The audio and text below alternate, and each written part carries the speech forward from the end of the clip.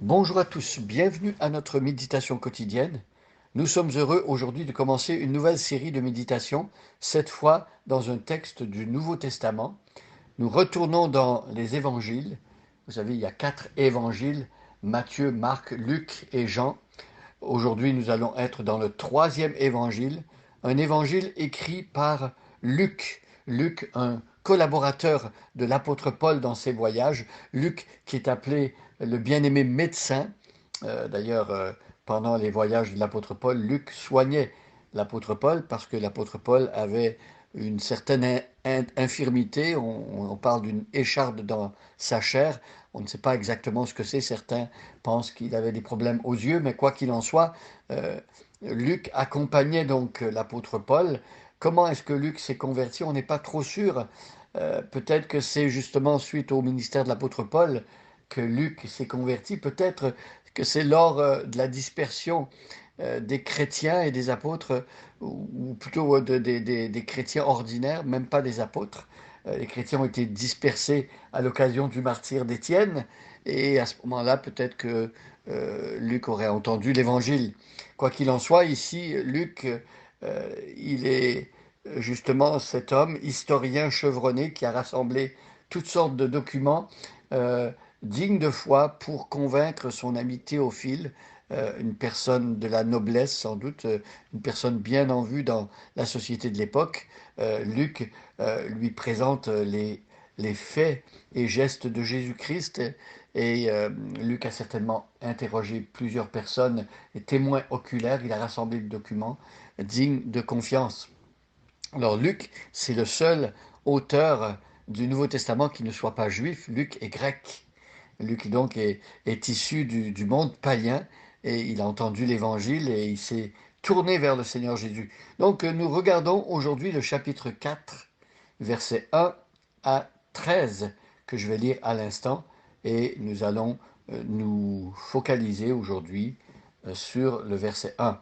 Je lis dans la version Bible du Semeur. Jésus, rempli de l'Esprit Saint, revint du Jourdain, et l'Esprit le conduisit dans le désert où il fut tenté par le diable durant 40 jours. Il ne mangea rien durant ces jours-là, et quand ils furent passés, il eut faim. Alors le diable lui dit, si tu es le Fils de Dieu, ordonne donc à cette pierre de se changer en pain.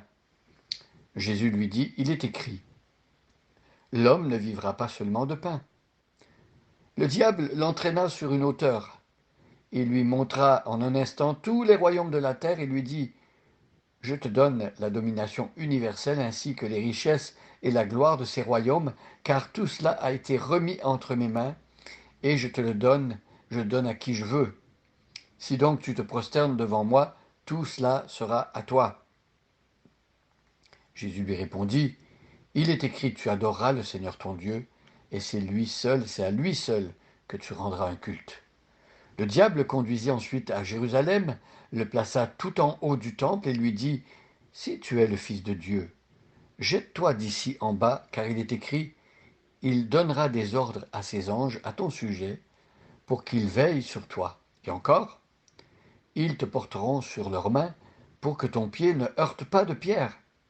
Jésus répondit, il est aussi écrit, tu ne forceras pas la main au Seigneur ton Dieu. Lorsque le diable eut achevé de le soumettre à toutes sortes de tentations, il s'éloigna de lui jusqu'au temps fixé. Voilà la lecture de cette péricope, de ce passage dans l'Évangile selon Luc. Alors, il faut remettre ce texte de la tentation de Jésus dans son contexte. Au chapitre 3, quelques versets qui précèdent, Jésus venait d'être baptisé.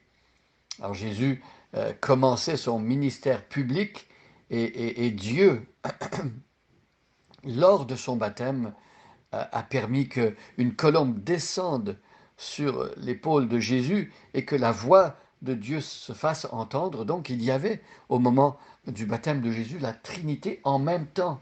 Il y avait le Fils, Jésus, qui se faisait baptiser, le Saint-Esprit qui intervenait sous la forme d'une colombe, et Dieu qui parlait du haut du ciel. Vous voyez, certaines personnes pensent que la Trinité, c'est dans l'Ancien Testament, donc il y a Dieu le Père, euh, À l'époque du Nouveau Testament, quand les écrits ont été transmis, il y avait le Fils, et aujourd'hui nous sommes dans l'ère du Saint-Esprit, et certains pensent que on passe d'une personne de la Trinité à l'autre. Mais ce n'est pas le cas. Dans chacun des livres de l'Ancien Testament comme du Nouveau, les trois personnes de la Trinité sont en même temps en action. On voit cela lors de la création du monde, quand l'Esprit se mouvait au-dessus des eaux, quand Dieu a parlé, donc la parole est présentée comme Jésus, le Verbe, Jésus le Verbe fait chair, et il y a aussi Dieu qui, justement, donnait des ordres que la lumière soit, et la lumière fut. Voyez, donc, le contexte, c'est le contexte du baptême de, de Jésus-Christ, suivi immédiatement de la tentation dans le désert. Pas dans le désert, là, mais oui, il était dans le désert, près du Jourdain, c'est exact. Donc ici, euh, on peut voir facilement que Jésus euh, euh, fait ce que Adam et Ève ont fait. Il passe par les expériences que Adam et Ève ont connues. Et il passe aussi par ce genre d'expérience que le peuple d'Israël a connu, le peuple qui a traversé le désert, et c'était une grande tentation pour lui. Adam et Ève, eux qui sont tentés, mais eux, contrairement à Jésus, ne sont pas tentés dans un désert aride, mais dans un jardin de, de multitudes de fruits, l'Éden.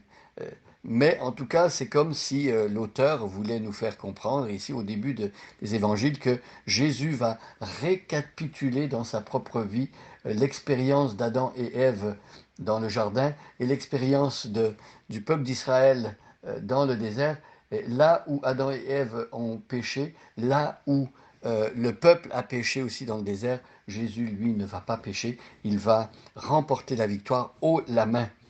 Ce qui est intéressant aussi, comme introduction à cette péricope, à ce passage, c'est de penser aussi que lors du baptême de Jésus, la voix de Dieu se fait entendre et Dieu dit à Jésus qui il est.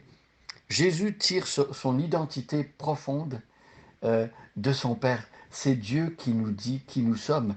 Et qu'est-ce que Dieu dit par rapport à Jésus? Il lui dit, tu es mon fils bien-aimé en qui j'ai mis toute mon affection. Alors, on va voir tout au long de la tentation de Jésus que Satan, l'adversaire, euh, va tenter Jésus par rapport à son identité également. Si tu es le Fils de Dieu, ça va revenir plusieurs fois. Voyez, euh, il faut que notre identité soit fondée en Dieu lui-même. Les hommes, toutes sortes de personnes autour de nous pourront nous dire tu es ceci ou tu es cela, ou tu n'es pas ceci ou tu n'es pas cela. Mais en réalité, ce ne sont pas les hommes, ni même les puissances infernales qui peuvent nous dire qui nous sommes, mais Dieu seul. Regardons le verset 1. Jésus, rempli de l'Esprit, revint du Jourdain, et l'Esprit le conduisit dans le désert. C'est assez étonnant. Jésus, rempli d'Esprit, oui, parce il vient d'avoir publiquement ce Saint-Esprit qui vient le qualifier pour son ministère public qui va commencer. Est-ce à dire que Jésus n'avait pas l'Esprit avant? Bien sûr que non, parce que dès son enfance, euh, le Saint-Esprit était dans le ventre même de Marie quand euh, la mère de Jean-Baptiste est venue vers euh, Marie et Élisabeth, donc, et l'Esprit s'est manifesté là.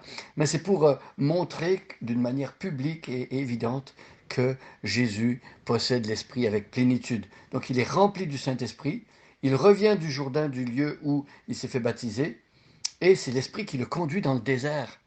Alors, parfois, on peut être étonné que l'Esprit puisse nous conduire dans des endroits difficiles. Est-ce que c'est possible encore aujourd'hui? Eh bien oui. Euh, c'est Jésus, rappelez-vous, lorsque les disciples étaient dans le bateau avec Jésus et ils ont traversé sur la mer de Galilée, eh bien la tempête euh, a grondé et ils ont failli mourir. Et c'était comme une sorte d'épreuve que Dieu voulait euh, faire vivre aux disciples pour qu'ils puissent apprendre. Et bien parfois également, nous allons passer par des moments difficiles et c'est l'Esprit qui peut nous conduire là. pour nous tester, pour nous permettre de grandir et pour voir euh, comment Dieu intervient à ce moment-là. Alors ici, c'est Dieu qui va faire passer Jésus par le désert, là où il va être tenté. Donc ne soyons pas découragés si nous traversons des périodes difficiles et si même il y a des tentations et des épreuves, mais rappelons-nous notre identité. Si nous sommes chrétiens, nous appartenons à Christ, nous appartenons à Dieu et Dieu est bon et Dieu va prendre soin de nous. Bonne journée à chacun et à chacune et soyez bénis.